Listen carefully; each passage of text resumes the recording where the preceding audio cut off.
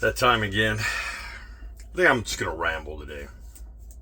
We have 5 minutes deep. It's nice, crisp 160 degrees. Let's go. A few things on my mind. Why managers are failing. Employees don't quit bad companies, they quit bad managers. I have a thing about making sure I'm communicating information up front. A couple key things I see that managers do is fail to communicate expectations up front. They micromanage situations. They don't jump on urgent issues nearly as quick as they should, and they allow bad situations to fester before addressing it. And the hugest mistake I see is overreaction to handling, emergencies. And I think that there's better ways to go about all of those things, and I didn't write any of this down, so if I miss one, mention it. But let's just talk about communicating expectations up front. Every job has a scope. Okay, you have certain parameters that you have to operate within, things that limit you, things that guide you, things that are set forth as key pain points from clients, to key, KPIs. Those are key performance indicators that are driving by the company that show you that you're on track to doing your job.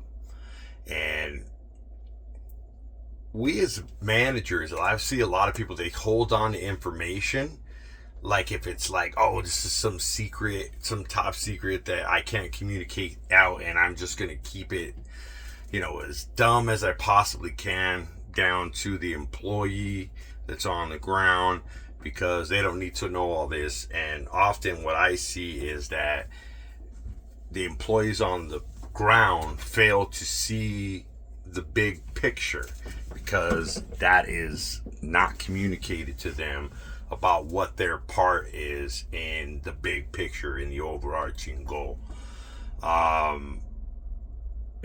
If you're in the military side, this would be that block inside the op order that says task to adjacent unit, right? And it's what's going on to the left and right, what your portion responsible is leading towards helping out the overarching objective. In business, in day-to-day operations, it may just be some simple task that you are doing that attributes to the overall success of the site. And if we're not communicating what the expectation is from the employee from the get-go, then you're not providing that employee tools to be successful in that job. Let's talk about micromanagers. There's a lot of people out there that don't think that they are micromanagers, that are absolutely micromanagers. They can't seem to allow others to make decisions without having their say in it, and they want to be the one with the final say. So if you bring things to them, then ultimately they're going to have to throw their little speckle on it to say it was theirs.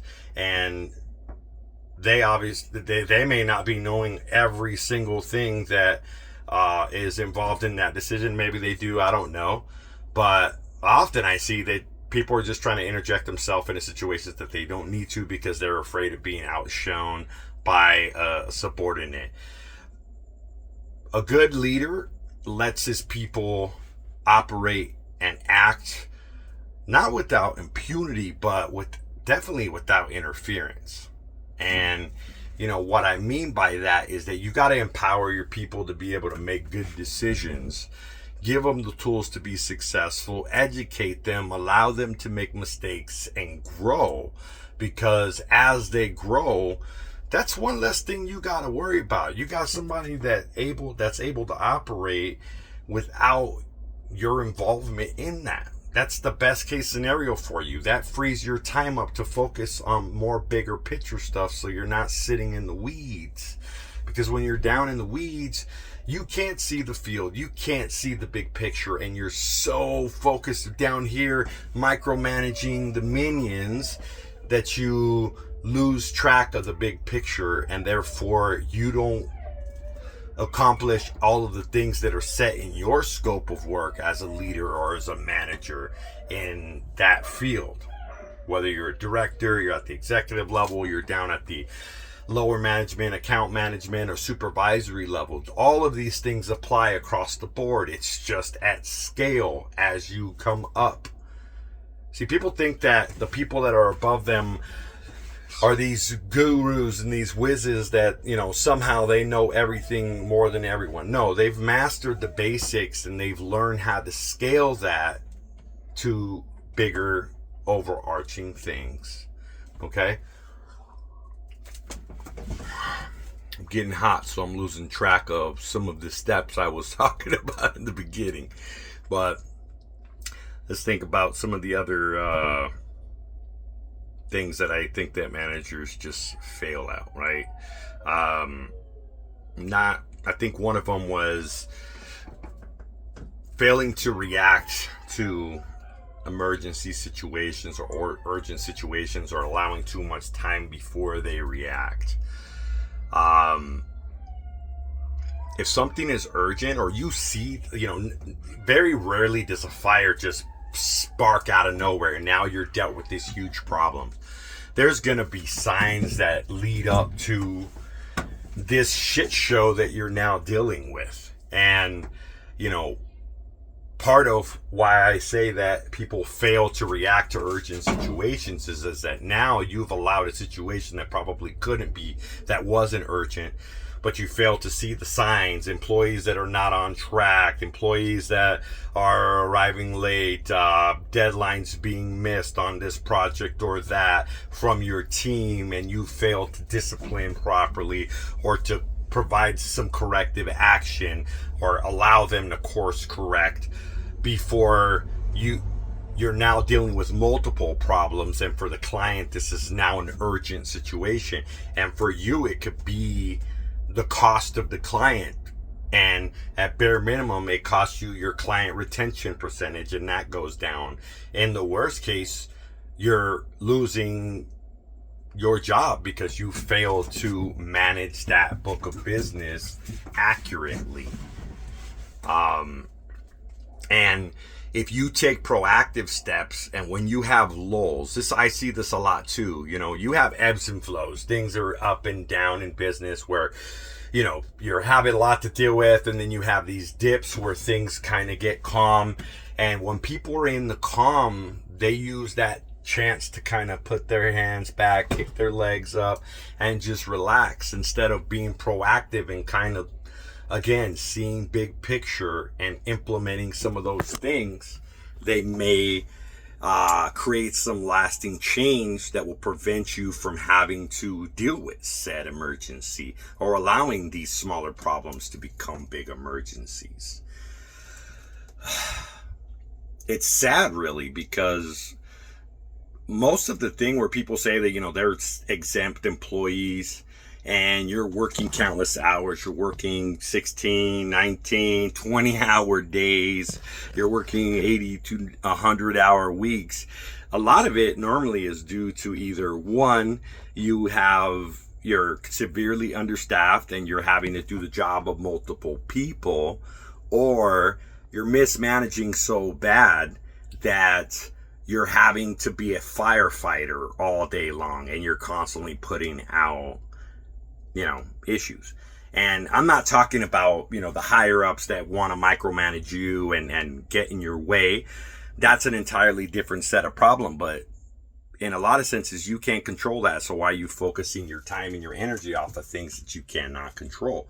So focus those things on the things that you can control, the things that you can affect and implement change on, and put your time and energy into that. So you're not bitching about things. Superiors at the executive level hate it. Absolutely hate it. I know I hate it when I have a manager or I have a supervisor that comes to me complaining to me about processes that are really in their warehouse to correct, but they don't have any viable solutions. And if you ever want to make it to the executive, the strategic level of a company, then you have to be solution oriented. Not problem. A lot of people can identify problems. Can you look past the problems and the things, the road bumps, and figure out how to sidestep and navigate those things? This could be a lesson for life as well. When you're in life and you find problems, are you a person that finds solution, or are you a person that brings up excuses for the things that you're failing at? I would imagine if you're one of the latter, then you're probably having a rough life. If you're doing the same thing on the business front, then I would imagine you're probably not having a successful career, or you're having a hard go at it because you're not being an effective manager and you're just simply poor at managing. So do better. Figure out ways to have some foresight. Don't let every urgent situation freak you out. Don't let those situations that are urgent get in the way of the important. As much as I don't like this guy, I had a guy by the name, he's about old VP of mine. I won't say his last name. His name was Eric, but he used to always say, and it's something that I took with me, never let the urgent get in the way of the important. And what it means is that you're always going to have these urgent things that pop up on a day-to-day. But if you focus your time on the important task, then you will have less time allocated and focused for the emergencies, because they will happen seldom. They will happen few and far between, because you're putting the proactive steps in place to prevent those emergencies from happening. That doesn't mean that you're not going to deal with emergencies. You're probably going to be in a better position, more equipped to react to those things tangibly, mentally, physically, deal with it emotionally, and be able to create a lasting solution to prevent those emergencies from happening. And that's how we grow. That's how we get better. We implement changes by focusing on the important and not just having to be a firefighter all day dealing with the urgent stuff that comes up every day. I need some water. Still at 160. And we're at 18 minutes. Almost there. So, with that said, now I'm at to the point where I'm so hot that I literally cannot think about that fifth point. I think I'm on the fifth point. But I would say this. This is a good point. Put yourself in tough situations. Make yourself sweat it out. Make yourself freeze it out. Make yourself feel the pain. Accelerate your heart rate a little bit, so you're not feeling those anxious-filled moments that come out of nowhere with being a high-performing individual, or you're so stressed that all this stuff is coming at you that you just don't know how to deal with it. And if you put yourself deliberately in more stressful situations on a day-to-day, if you build up mock challenges in the business or in your life that, may simulate, maybe they don't capture every aspect of a challenge, but you still put yourself in challenging situation, you're going to be more equipped to deal with those things on a day-to-day basis, push through the objective, and complete the mission no matter what it is. So my message to you today is, if you want to become a better manager, if you want to be a a high performing individual, if you want to create something in your business or in your life or in your employment, right, that is scalable so that you can move up and become an asset for someone else who might need you in the skills that you're looking for right now, then stop doing the excuses. Stop doing the things that shoot yourself in the foot. Stop micromanaging. Learn to be a better communicator. Read some books from time to time, for Christ's sake.